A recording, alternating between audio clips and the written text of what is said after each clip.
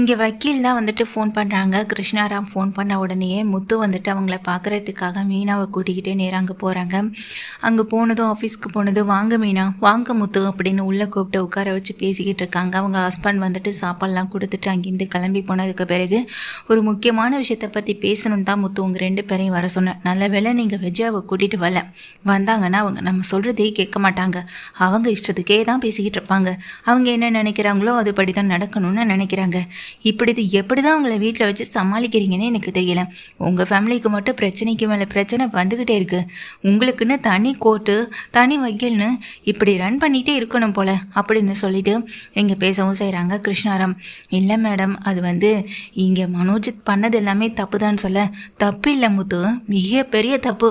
கொஞ்சம் விட்டுருந்தா இந்நேரம் மனோஜை ரிமாண்ட் பண்ணி இந்நேரம் ஸ்டேஷனில் கொண்டு உட்கார வச்சுருப்பாங்க அப்படின்னு சொல்ல. ஏன் இங்கே மனோஜ் பண்ணுறது எல்லாமே தப்புன்னு உங்கள் அம்மாவுக்கு தெரியாதா? உங்கள் அம்மாவே இப்படிப்பட்ட ஒரு விஷயத்த செய்ய சொல்லியிருக்காங்க. என்னத்தை சொல்கிறது? இப்படிப்பட்ட ஒரு ஃபேமிலியை இப்போ தான் முதல் தடவையாக பார்க்குறேன் அப்படின்னு சொல்ல. எங்கள் அம்மாவும் மனோஜ் தான் மேடம். எப்படி வீட்டில் எங்கள் அப்பா ரொம்ப பாவம், இதனால் அவர் ரொம்ப மனசு உடைஞ்சு போயிட்டார் அப்படின்னு சொல்ல. உண்மையே நினைக்கும் போது அவரை நினைக்கும் போது எனக்கே கஷ்டமாக தான் இருக்கும் போது.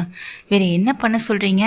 இப்போது இந்த டிவோர்ஸ் கேஸ் வேறு இன்னும் இழுபறி ஆகும்னு எனக்கு தோணிக்கிட்டே இருக்குது. அதை பற்றி பேசலான்னு தான் உங்களை வர சொன்னேன் அப்படின்னு சொல்ல. என்ன மேடம் சொல்கிறீங்க அப்படின்னு கேட்க.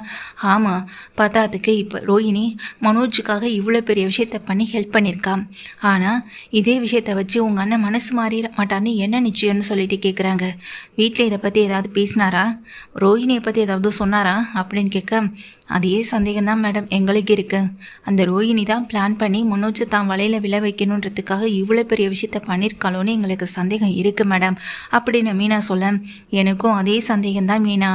இப்போ என்னன்னா, அடுத்த இயரிங்கில் மனோஜ் தெளிவாக இருந்தால் மட்டும்தான் டிவோர்ஸ் கிடைக்க நிறைய வாய்ப்பு இருக்குது. மனோஜ் அந்த இடத்துல குழம்பி போய் நின்னார்னா இது எல்லாமே அவங்க அம்மாவுடைய கட்டாயத்தால் தான் நடக்குதுன்னு சொல்லி இந்த கம்ப்ளைண்ட் அப்படி கூட போக வாய்ப்பு இருக்குது.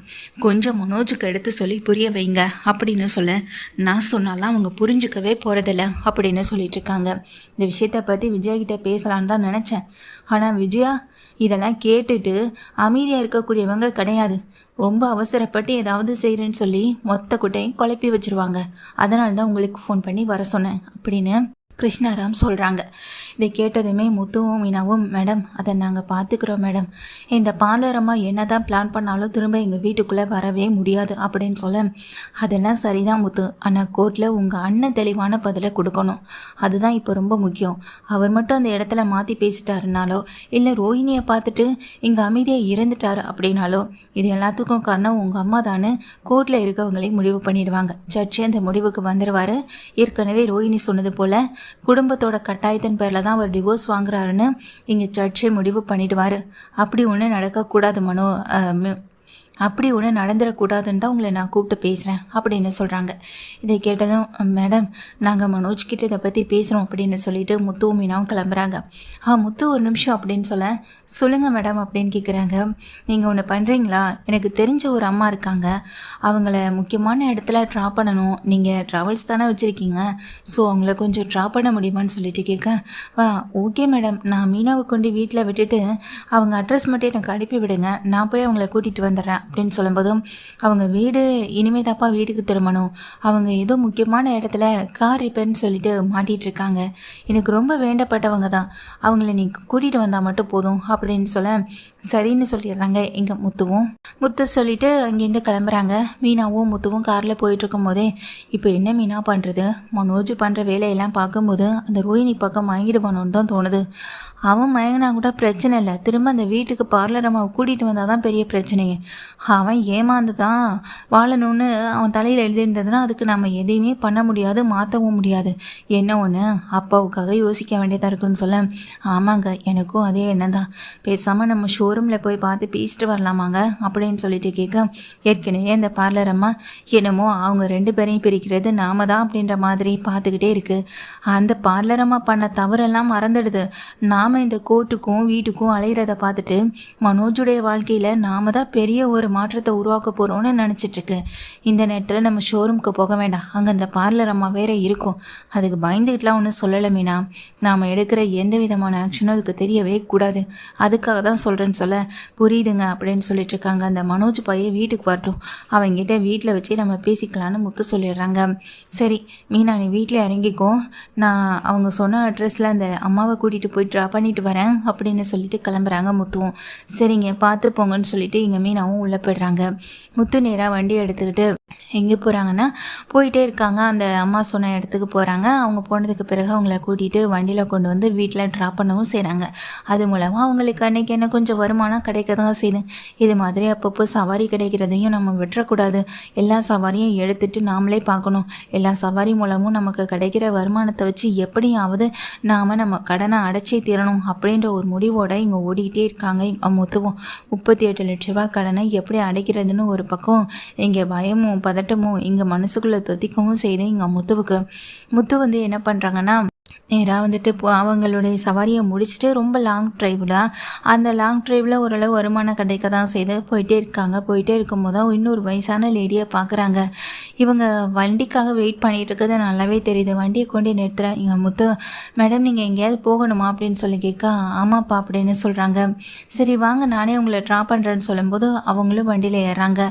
முத்து பக்கத்தில் அவங்களும் ஏறி உட்கார எங்கம்மா எங்கே போகணும், எங்கே கொண்டு வந்து உங்களை ட்ராப் பண்ணணும் சொல்லுங்கம்மா, அங்கேயே கொண்டு வந்து விட்டுறேன்னு எங்கள் முத்து சொல்லும்போது அவங்களும் ஒரு இடத்த வந்துட்டு சொல்கிறாங்க. சரின்னு சொல்லிட்டு அவங்களும் கூட்டிகிட்டு போகிறாங்க. முத்துவும் கூட்டிகிட்டு வந்து வீட்டுக்கு வாசலில் முன்னாடி விட வீட்டில் யாரும் இல்லையாம்மா அப்படின்னு சொல்லிட்டு முத்து கேட்க இல்லைப்பா அப்படின்னு சொல்லும்போது சரிம்மா வாங்க உள்ளே கொண்டு போய் உட்கார வைக்கிறேன்னு அவங்க நடக்க முடியாதவங்க கூட்டிகிட்டு போய் உட்கார வைக்க என்னம்மா வயசானவங்களாக இருக்கீங்க, தனியாக வீட்டில் இருக்கீங்க, துணைக்கு யாரையாவது வச்சுக்கலாம்லன்னு சொல்லிட்டு கேட்க இல்லைப்பா எனக்குன்னு யாரும் இல்லை, நானும் என் ஹஸ்பண்ட் மட்டும்தான், எங்களுக்கு பசங்கன்னு சொல்லிக்க யாரும் இல்லை, கொஞ்சம் வருஷத்துக்கு முன்னாடி தான் என் ஹஸ்பண்ட் என்னை விட்டு தவறிட்டாரு, இந்த வீட்டிலே இப்போ நான் மட்டும்தான்ப்பா இருக்கேன் அப்படின்னு சொல்ல சாரிம்மா மன்னிச்சுக்கோங்க எனக்கு எதுவும் தெரியாதுன்னு சொல்லிட்டு இருக்காங்க. இருந்தாலும் யாராவது ஒரு வேலையாளை கூடவே வச்சுக்கலாம்லம்மா அப்படின்னு சொல்ல இல்லைப்பா வேலையாட்களை வச்சுக்கிறது ஒன்றும் பெரிய விஷயம் இல்லை, ஆனால் அவங்க நம்ம கூட நம்மளுடைய அன்புக்காகவும் பாசத்துக்காகலாம் இருக்க மாட்டாங்களே, யாரையும் நம்புகிற மாதிரி இல்லையம்மான்னு சொல்ல ஆமாம்மா நீங்கள் சொல்கிறதெல்லாம் உண்மைதான், இந்த காலத்தில் யாரையும் நம்ப முடிய மாட்டுது, அதுதானே உண்மைன்னு சொல்லிட்டு இருக்காங்க. சரிம்மா பார்த்து பத்திரமா இருங்கம்மா அப்படின்னு சொல்லிட்டு அங்கேருந்து முத்து கிளம்புறாங்க. அப்போ அந்த பையனை முத்துவை பார்த்துட்டு அந்த வயசான அம்மா வந்துட்டு நிற்க சொல்கிறாங்க. அப்பா ஒரு நிமிஷம் நில்லுப்பா அப்படின்னு சொல்லும்போது என்னம்மா என்ன விஷயம்னு சொல்லிட்டு கேட்குறாங்க.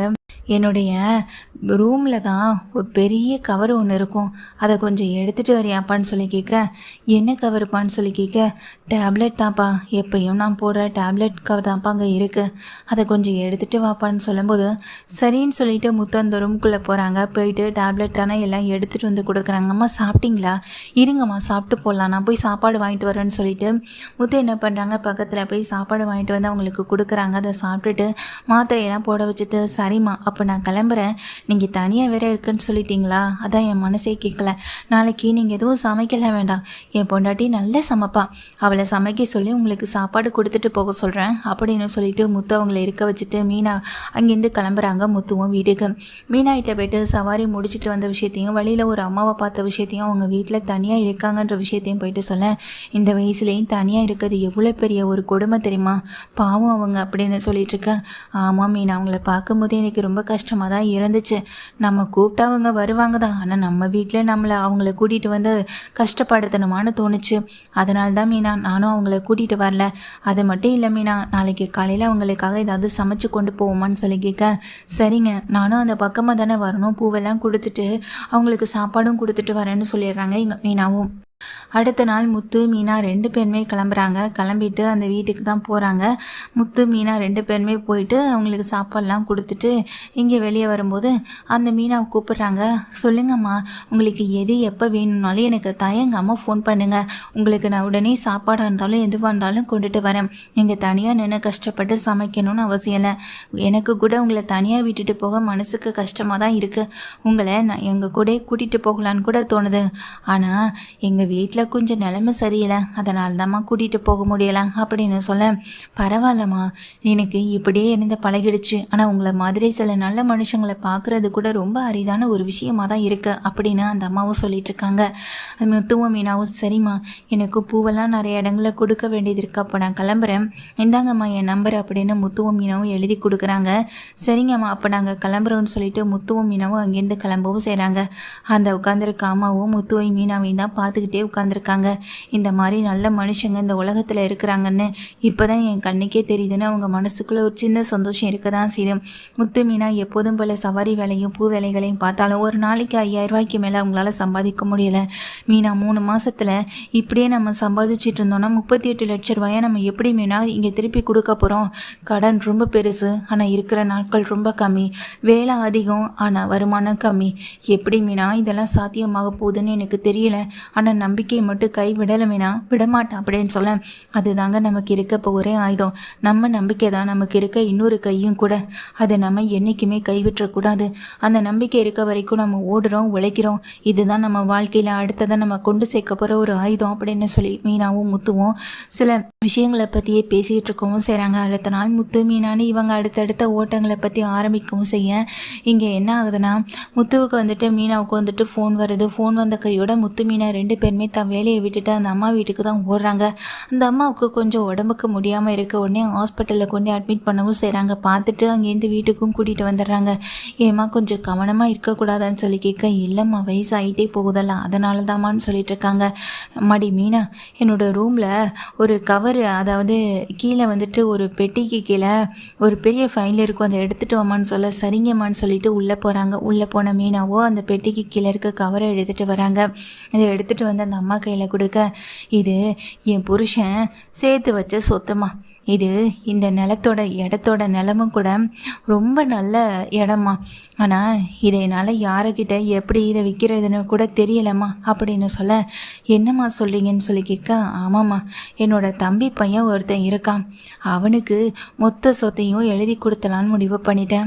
அவன் மட்டும்தாம்மா அடிக்கடி என்னை எப்பாவது வந்து பார்த்துட்டு போவான். அவன் கூட எதையும் எதிர்பார்த்தெல்லாம் வரமாட்டான். உங்களை மாதிரியே அவனும் ரொம்ப நல்ல மனுஷன்தான். அவனுக்கு இந்த பணம் சொத்துன்னு எல்லாத்தையும் கொடுக்கலான்னு முடிவு பண்ணிட்டேன். அதுக்காக தாம்மா, இது ஒரு முக்கியமான மெயினான ஏரியாவில் இருக்கிற ஒரு இடமா, இதோட டாக்குமெண்ட்ஸ் ஒரிஜினல் பேப்பர்ஸ் எல்லாம் எதுவுமே சரியில்லை. அதனால் இதை வச்சு எழுதின வக்கீல் யாருன்னு தெரிஞ்சாதான் இதோட ஒரிஜினல் டாக்குமெண்ட்ஸ் எல்லாம் என் கைக்கு கிடைக்கும். அதை வச்சு தான் என்னால் முடிஞ்ச உதவியை என் தம்பி மகனுக்கும் தம்பி குடும்பத்துக்கும் செய்ய முடியும். இப்போ வரைக்கும் அவங்க கஷ்டப்பட்டுக்கிட்டு தாம்மா இருக்காங்க அப்படின்னு சொல்ல, அப்படியாம்மா, சரி, இதை நான் என்ன எதுன்னு வக்கீல்கிட்ட கொடுத்து கேட்குறேன்னு சொல்லிட்டு முத்து கிளம்புறாங்க. முத்து மீனா வந்துட்டு தான் வேலையை பார்த்துட்டு போக, முத்து அந்த வக்கீல் பேப்பர்லாம் எடுத்துக்கிட்டு நேராக கிருஷ்ணாராம் கிட்ட போகிறாங்க. மேடம், இது எனக்கு வேண்டப்பட்ட ஒருத்தவங்களுடைய ஒரு பேப்பர் தான் மேடம், இதை முக்கியமான இடம், அதாவது பேப்பர்ஸ் எதுவும் சரியில்லைன்னு சொன்னாங்க. எந்த வக்கீல் வச்சு எழுதியிருக்காங்கன்னு தெரியல. அவங்கக்கிட்ட இந்த பேப்பர்ஸ்லாம் சரியாக இருக்கும், அதை வாங்கி ஆகணும்னு சொன்னாங்க. அவங்க ஹஸ்பண்ட் இறந்து பல வருஷம் ஆனதுனால இதை அப்படியே எடுக்காமல் விட்டுட்டதாகவும் சொன்னாங்க. அதனால தான் மேடம் இப்போ எடுத்துகிட்டு வந்து கேட்குறாங்க அப்படின்னு சொல்ல, சரிப்பா இங்கே கொடுன்னு அங்கே கிருஷ்ணாராம் வாங்கி பார்க்குறாங்க. வாங்கி பார்த்த கிருஷ்ணாராம்க்கு, அது ஏன்னா அது அவங்கள வச்சு எழுதுனது ஒன்று தான், இது என்கிட்ட தான்ப்பா இருக்குது அப்படின்னு சொல்ல, என்ன மேடம் சொல்கிறீங்கன்னு கேட்க, அட ஆமாப்பா, இந்த பத்திரத்தோட ஒரிஜினலும் நகலுமே என்கிட்ட தான் இருக்குன்னு சொல்லிட்டு எடுத்துகிட்டு வந்து கொடுக்குறாங்க. ஒரிஜினல் பேப்பர்ஸ் எல்லாமே சரியாக தான்ப்பா இருக்குது. இதை அந்த அம்மா கிட்ட ஒப்படைக்கிறத நினைக்கிறப்போ ரொம்ப சந்தோஷமாக தான் இருக்குது அப்படின்னு சொல்லிட்டு இருக்காங்க.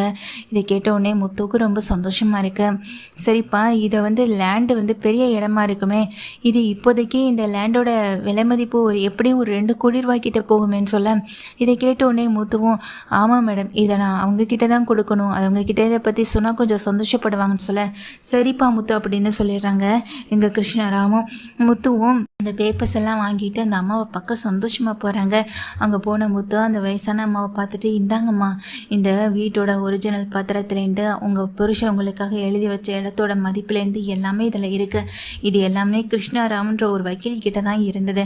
அவங்க தான் எங்கள் குடும்பத்தில் இப்போ குடும்ப நல நீதிமன்றத்தில் வாதாடிக்கிட்டு இருக்க ஒரு வக்கீலும் கூட. அவங்க தான் இப்போ எங்களுக்கு இப்போ நிறைய சப்போர்ட் பண்ணிகிட்ருக்காங்க அப்படின்னு சொல்ல, அப்படி அப்பான்னு ரொம்ப சந்தோஷம். உங்ககிட்ட கொடுத்த அடுத்த நிமிஷமே பேப்பரும் கைமா வந்து நிற்பேன்னு நான் நினச்சி கூட பார்க்கல. ஆனால் மனசுக்கு ரொம்ப சந்தோஷமாக இருக்குப்பா அப்படின்னு சொல்லிட்டு அவங்க வந்துட்டு அதை வாங்கி பார்த்து படித்து சந்தோஷப்பட்டுட்டு இருக்கவும் செய்கிறாங்க. ஏப்பா இது சரியான புரோக்கர் மூலமாக விற்றா நல்ல லாபம் வரும்லன்னு சொல்ல, கண்டிப்பாம்மா அப்படின்னு சொல்கிறாங்க. உனக்கு ஏதாவது புரோக்கர் தெரியுமான்னு சொல்லி கேட்க, எனக்கு அப்படி யாரையும் தெரியல, ஆனால் நான் விசாரிச்சு பார்க்குறேம்மான்னு சொல்லிட்டு எங்கள் முத்துவும் சொல்லிடுறாங்க. சரிப்பா முத்து, இந்த இடத்த வந்துட்டு எப்படியும் கோடிக்கணக்கில் சேல்ஸ் பண்ணியே ஆகணும்ப்பா அப்படின்னு சொல்லும்போது, ரொம்ப அவசர தேவை ஏதாவது இருக்காமான்னு சொல்லி கேட்க, ஆமாப்பா அதான் என் தம்பி குடும்பம் பல கடனில் இருக்குப்பா, அந்த குடும்பத்துக்கு நான் உதவி செஞ்சே ஆகணும். இப்போ வரைக்கும் இந்த பேப்பர் பற்றின டீட்டெயில்ஸ் எதுவுமே சரியாக தெரியாதனால தான் என்னால் எந்த உதவியும் அவங்களுக்கு செய்ய முடியலை. அவங்க உதவின்னு வந்து கேட்ட போது நான் செய்யாதனால அவங்களுக்கும் எனக்கும் இருக்க மன வருத்தம் கொஞ்சம் அதிகமாக ஆயிடுச்சுப்பா. இப்போ அவங்களுக்கு நான் இதை செஞ்சே ஆகணுன்ற ஒரு கட்டாயத்தில் தான்ப்பா இருக்கேன் அப்படின்னு சொல்ல, இதை கேட்டதும் கொஞ்சம் சந்தோஷப்பட்டுட்டு இருக்காங்க இங்கே முத்துவும் மீனாவும். முத்துவும் இதை கேட்டதும் முத்துவும், சரிம்மா கண்டிப்பாக இதை நான் கோடிக்கணக்கில் உங்களுக்கு நான் லாபம் ஈட்டு இதை வந்துட்டு மாற்றி கொடுக்குறேன்னு சொல்லிடுறாங்க. இப்போ முத்தி என்ன பண்ணிடுறாங்க, அந்த இடத்த விற்கிறதுக்கு சில ஐடியாக்களை பண்ணுறாங்க. இந்த இடத்தோட மதிப்பு 2 கோடி போகும்னு வக்கீல் மேடம் சொன்னாங்க. இதை நம்ம ஒரு 3 கோடி ரூபாய்க்கு விலை பேசி ஆகணும். அதுக்கு இந்த இடத்துல ஏதாவது ஒரு நல்ல விஷயம் இருக்குன்னு சொல்லி ஏற்படுத்தணும். பல பேர்கிட்ட பணத்தை வாங்கி ஏமாத்துக்கிட்டு இருந்த சிந்தாமணியவே இல்லை அந்த ஃபினான்சியரே இந்த இடத்த வாங்க வைக்கணும். அதுக்கு ஏதாவது ஐடியா பண்ணி ஆகணும் அப்படின்னு முத்து நினைக்கிறாங்க. முத்து என்ன பண்ணுறாங்க, அந்த சிந்தாமணிக்கு காதுக்கு போகிற மாதிரி இந்த இடத்துல பெரிய அளவில் புதையலெல்லாம் இருக்குன்னு சொல்கிறாங்க. அதனால் இந்த இடத்த சேல்ஸ் பண்ணணும்னு என்கிட்ட ஒருத்தர் வந்து கேட்டார் அப்படின்னு இங்கே முத்து அந்த ஆட்களுக்கு காதில் விழுகிற மாதிரி பேசவும் செய்ய, அவங்க ஆட்கள் எல்லாரும் என்ன பண்ணுறாங்க, நேராக இங்கே சிந்தாமணிக்கிட்ட போய் சொல்கிறாங்க, ஆமாக்கா 3 கோடி ரூபாய்க்கு அந்த இடத்த நம்ம வாங்கிட்டோன்னா கண்டிப்பாக சொல்கிறேன், அந்த இடத்துல விலை மதிக்க முடியாத சில புதையல்கள் எல்லாமே இருக்குது. இதை பற்றி தான் அந்த முத்து பேசிக்கிட்டு இருந்தான். அதை நாங்கள் கேட்டோம்க்கா அப்படின்னு சொல்ல, என்னடா சொல்கிறேன், புதையலா அப்படின்னு சொல்லி கேட்க, ஆமாக்கா அந்த காலத்தில் இங்கே கீழே புதைச்சி வச்ச தங்க நகைகள் எல்லாமே அந்த இடத்துக்கு கீழே தான் இருக்குது. ஆனால் அந்த இடம் ரொம்ப பெரிய இடம், ஆனால் அதில் எங்கே இருக்குது ஏது எப்படின்னு கண்டுபிடிக்க முடியலை. அந்த இடத்துக்கு ரொம்ப வேண்டப்பட்டவங்க இப்போ அந்த இடத்த விற்கணும்னு உறுதியாக இருக்காங்க. அதனால் அந்த இடத்த நம்ம வாங்கிடலாம்க்கா அப்படின்னு சொல்ல, நீ சொல்கிற மாதிரி பார்த்தா அந்த முத்துவுக்கு இந்த விஷயம் தெரிஞ்சிருச்சுன்னா அந்த முத்துவே இதை வாங்கியிருக்கலாமே அப்படின்னு சொல்ல, எப்படி இருந்தாலும் அந்த இடத்துக்கு நம்ம 3 கோடி ரூபா பணம் நம்ம கையில் இருக்குது. ஆனால் அந்த இடத்த வாங்குறதுக்கான பணம் அந்த முத்து கையில் இருக்கணும்லக்கா அப்படின்னு சொல்ல, நீ சொல்கிறதும் சரிதான்டா, இப்போ அவ்வளோ பணத்துக்கு நம்ம என்னடா பண்ண முடியும்னு சொல்லி கேட்க, அக்கா நம்ம விட பெரிய ஃபினான்சியர்கிட்ட நம்ம வீட்டோட இடம் நிலவுன்னா நம்ம வச்சிருக்க அத்தனை சொத்துக்களை வச்சு பணத்தை வாங்கிடலாம் அப்படின்னு சொல்கிறாங்க. இதெல்லாம் யோசிக்கிறாங்க சிந்தாமணி. அதுக்கு கீழே விலை மதிக்க முடியாத சில பொருட்கள்லாம் இருக்குன்னா நிச்சயமாக நம்ம அந்த இடத்த வாங்குறதுல தவறே இல்லை. அரசல் புரசலாக இந்த விஷயத்த நானும் கேள்விப்பட்டேன். நீங்களும் இந்த விஷயத்த வந்து சொல்லும்போது தான் எனக்கு அது சரின்னு தோணுது. கண்டிப்பாக அதை வாங்கிடலாண்டா அப்படின்னு நினச்சிட்ருக்காங்க. நிச்சயமாக இந்த முத்து மீனாவலெல்லாம் அதை வாங்குறதுக்கு நம்மக்கிட்ட வாங்கின கடனையே கொடுக்க முடியல. 38 லட்ச ரூபா கடனை கொடுத்தா தான் அந்த வீட்டு பத்திரமே கிடைக்கும்னு அவங்க இருக்காங்க. அப்படி இருக்கும்போது அந்த இடத்த வாங்குறதுக்கு அவங்களால முடியாது. அரசல் புரசலாக தானே அந்த முத்து மீனா காதுக்கும் அது வந்து சேரவும் செஞ்சுருக்கு. அதனால் அதை அவங்க வாங்கவும் முடியாது. நாம் இந்த இடத்த வாங்கி ஆகணும் அப்படின்னு சொல்லிட்டு இருக்காங்க. அதனால் என்ன பண்ணுறாங்க, தன்னை விட பெரிய ஆஃபீஸர்கிட்ட வந்துட்டு மொத்த இடத்தையும் இங்கே கொடுத்து 3 கோடி ரூபா பணத்தை வந்துட்டு வாங்கிடுறாங்க. வாங்கி அந்த இடத்தையுமே வாங்கிடுறாங்க எங்கள் சிந்தாமணி அந்த அம்மாவை வச்சுட்டு வாங்கிடுறாங்க. அந்த அம்மாவுக்கு அந்த 3 கோடி ரூபா பணம் கைக்கு போய் சேருது. இடமும் இங்கே சிந்தாமணி பேருக்கு மாறுது. முத்து இதெல்லாம் நினச்சி ரொம்ப சந்தோஷப்பட்டுட்டு இருக்காங்க. 3 கோடி ரூபா அம்மா அதாவது முத்துவை பார்த்துட்டு அந்த வயசான அம்மா வந்துட்டு ரொம்ப சந்தோஷப்பட்டு, 3 கோடி ரூபாய்க்கு இந்த இடம் போகணும் நான் கனவுல கூட நினைக்கலப்பா. என் புருஷன் இந்த இடத்த வாங்கும்போது வெறும் 20 லட்ச ரூபா தான்ப்பா. இன்றைக்கி அதோட மதிப்பு 3 கோடி ரூபா. நினைக்கும் போது அவ்வளோ சந்தோஷமாகவே இருக்குது. இந்த பணம் எங்கள் குடும்பத்துக்கு எவ்வளோ உதவியாக இருக்கும் தெரியுமா? இது இவ்வளோ ரூபாய்க்கு போகணும்னு நான் கனவுல கூட நினைக்கல. அவர் இறந்ததுக்கப்புறம் இதை எடுக்கக்கூடாது, அவர் ஆசையை வாங்கின இடமாச்சு, இதை விற்கக்கூடாதுன்றதுக்காக தான் அந்த பேப்பர்ஸ் சரியில்லைனாலோ அது எங்கள் கூட இருக்கட்டும்னு நானும் இறந்துட்டேன்.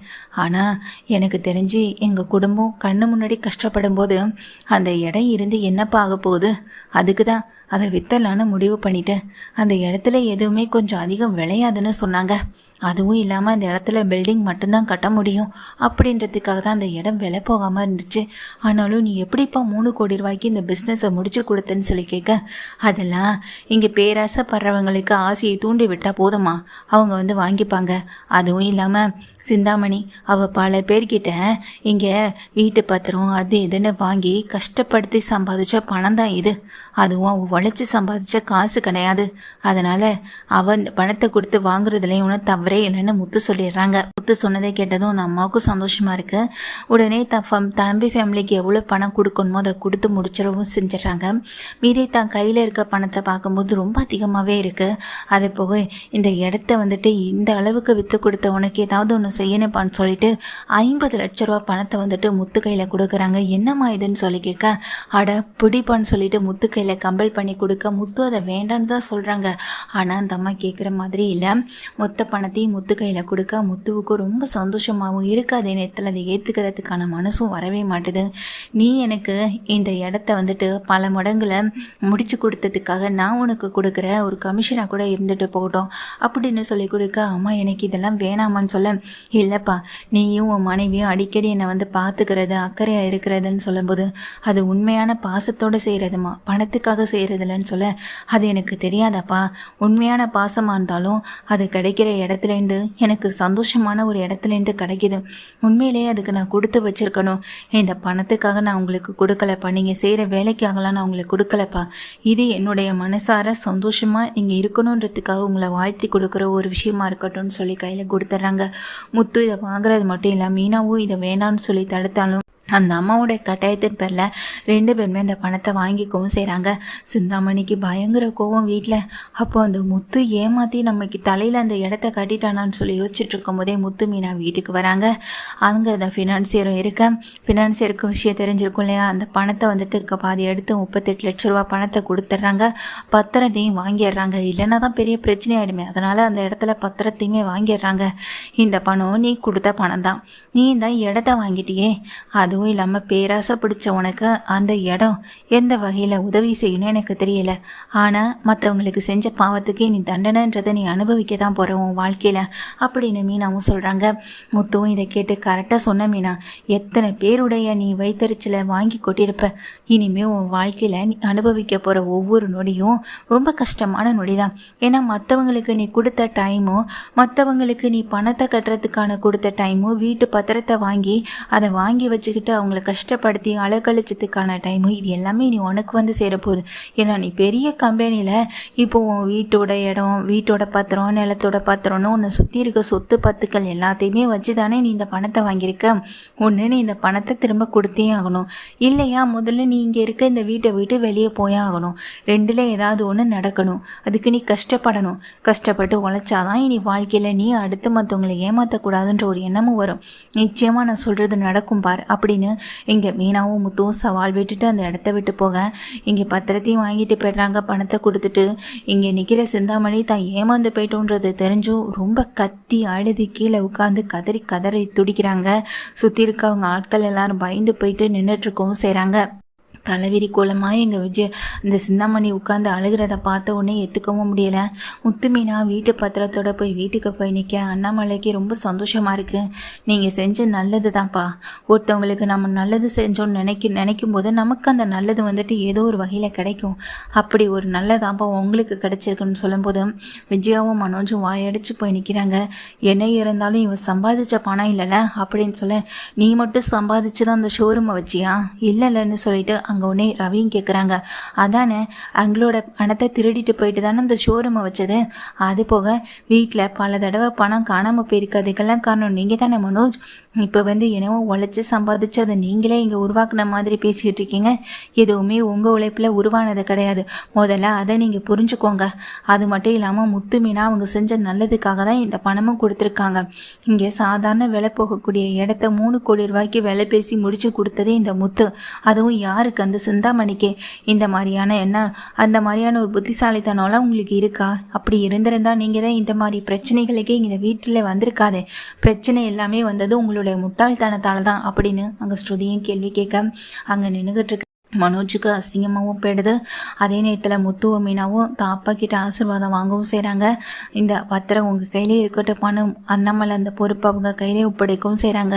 விஜயாவுக்கோ இந்த வீட்டில் வந்துட்டு தனக்கு இருக்க மரியாதை இனி ஒவ்வொரு நாளும் குறைஞ்சிட்டே போக போதேன்னு ஒரு பயமும் பதட்டமும் வந்து தொத்திக்கவும் செய்து. ஆனால் மீனா தன்னுடைய வேலையை இனி எப்போதும் தொடர்ந்து பார்க்குறது போல் அவங்க வேலையை மட்டுமே தான் பார்த்துக்கிட்டு இருக்காங்க. மற்றவங்களுடைய எண்ணத்துக்கு என்றைக்குமே அவங்க இங்கே பதில் கொடுக்கணுன்ற அவசியம் இல்லை. அவங்க தான் வாழ்க்கையை நோக்கி ஓடிட்டுருக்காங்க. முத்துவும் அந்த மாதிரியான எண்ணத்தோடு தான் இருக்கவும் செய்கிறாங்க. அடிக்கடி அவங்களுக்கு உதவி செஞ்சு அந்த அம்மாவை போய் பார்த்துக்கிறதும் அவங்களுக்கு உதவி செய்கிறதும் இப்படி ஏகப்பட்ட வேலைகளை வந்துட்டு பார்த்துட்ருக்கவும் செய்கிறாங்க எங்கள் முத்துவும் மீனாவும். அப்படி தான் இங்கே முத்து மீனா அவங்கள வீட்டுக்கு கூட்டிகிட்டு வரணும், விருந்து வைக்கணும்னு முடிவு பண்ணிவிட்டு அவங்கள வீட்டுக்கும் கூட்டிகிட்டு வராங்க. வீட்டுக்கு அந்த அம்மாவை கூட்டிகிட்டு வந்த கையோட வீட்டில் வந்துட்டு விஜயா வந்துட்டு அவங்கள பார்க்குறாங்க. பார்த்ததுக்கு பிறகு தான் அவங்களுக்கு வந்துட்டு ரொம்ப மனசு சங்கடமாகவும் போயிடுது. ரொம்ப உள் மனசு வந்துட்டு குத்தவும் செய்ய ஆரம்பிச்சிடுது. இந்த சொத்துக்காகவும் இந்த வீட்டுக்காகவும் கூட பிறந்தவளை வேண்டான்னு தூக்கி எறிஞ்சிட்டவனா, ஆனால் இன்றைக்கி அவள் என் கண்ணு முன்னாடி வந்து நிற்கிறாளேன்னு பார்த்துக்கிட்டு இருக்கேன். அவங்களும் உத்து பார்த்ததுக்கு பிறகு தான் தெரியுது தான் கூட பிறந்த விஜயா தான் இந்த பொம்பளை அப்படின்றத தெரிஞ்சுக்கிட்டு இங்கே ஒரு மாதிரியோடு நிற்கிறாங்க. அப்போது விஜயா வந்துட்டு தன்னை மீறி அழுது காயப்பட்டு கஷ்டப்பட்டு ஓடி போய் அவங்கள கட்டி பிடிச்சி அழுகவும் செய்கிறாங்க. என்னாச்சு விஜயா அப்படின்னு சொல்லி கேட்க, நான் செஞ்ச பெரிய பாவம் இல்லை அப்படின்னு சொல்லிட்டு என்னை மன்னிச்சிருக்கா அப்படின்னு காலில் விழுந்து கதறாங்க. அவங்க அக்கா வந்து காதலிச்சு கல்யாணம் பண்ணிட்டு போனதுனால வீட்டில் ஏற்றுக்கலை.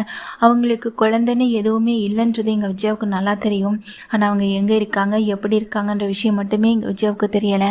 இப்போது அவங்கள என்னைக்காவது பாத்திர மாட்டோமா மன்னிப்பு கேட்டுற மாட்டோமான்னு ஏங்கிக்கிட்டு இருந்த விஜயாவுக்கு முத்துவும் மீனாவும் அவங்கள கொண்டு வந்து தான் கண்ணு முடனே நிறுத்தினதை பார்த்துன உடனேயே முத்துவுக்கும் அந்த விஜயாவுக்கு வந்துட்டு ரொம்ப சந்தோஷமாயிடுது. அவங்க மன்னிப்பை அவங்க ஏற்றுக்கவும் செய்கிறாங்க. கடைசி காலத்தில் இப்படி என் பசங்க என் குடும்பம்னு இவங்க எல்லாருக்கும் நான் இங்கே கூட இருக்கிறத நினைக்கும் போது சந்தோஷமாக இருக்குது. சின்ன வயசில் நான் வளர்ந்த வீடு இப்படி என் வீட்டில் நான் இருக்கிறேன்னு நினைக்கிறப்போ எனக்கு அது ரொம்ப சந்தோஷமான ஒரு விஷயமா இருக்குன்னு அவங்களும் சொல்லி ரொம்ப ஃபீல் பண்ணுறாங்க. அதே நேரத்தில் விஜயாவும் அந்த நேரத்தில் தனக்கு சப்போர்ட் பண்ணலைனாலும் அவள் அப்பா பக்கம் நின்னா அப்பாவுக்காக அவளாது இருக்காளே நினச்சிட்டு தான் அந்த தைரியத்தில் நானும் என் புருஷனை கூட்டிகிட்டு அந்த ஊரை விட்டு போனேன். ஆனால் எங்களுக்குன்னு எந்த குழந்தையுமே இல்லை. குழந்தைய தத்தெடுத்து வளர்க்க கூட என்னால் முடியவும் இல்லை. உடம்பு அந்த அளவுக்கு பலகீனமாயிடுச்சு அப்படின்னு சொல்லிட்டு ரொம்ப ஃபீல் பண்ணி பேசிக்கிட்டு இருக்காங்க. உங்களுக்கு பசங்களாக நாங்கள் இருக்கோம் அப்படின்னு முத்துவும் ரவியை வந்து நிற்க மீனா ஸ்ருதினா அவங்கள கூட்டிகிட்டு போய் உட்கார வச்சு சாப்பாடெல்லாம் போடுறாங்க. விஜயாவுக்கு மனசுக்கு ரொம்ப ஆறுதலாகவும் நிம்மதியாகவும் இருக்கா. நம்மளை வந்தவங்க மீனாவை விஜயாவை பார்த்து சொல்கிறாங்க, இது எல்லாமே நம்ம வீட்டுக்கு வந்த மருமக மீனாவால் தான் நடக்குது. இனிமேலாவது அது புரிஞ்சுக்கவையோ இல்லையோ, ஆனால் அதுதான் உண்மையும் கூடன்னு சொல்லிட்டு அண்ணாமலையும் போயிடுறாங்க. விஜயா சாப்பாடு பரிமாறிக்கிட்டு தான் மீனாவையே வந்துட்டு பார்த்துக்கிட்டு இருக்காங்க கொஞ்சம் ரசித்த மாதிரி.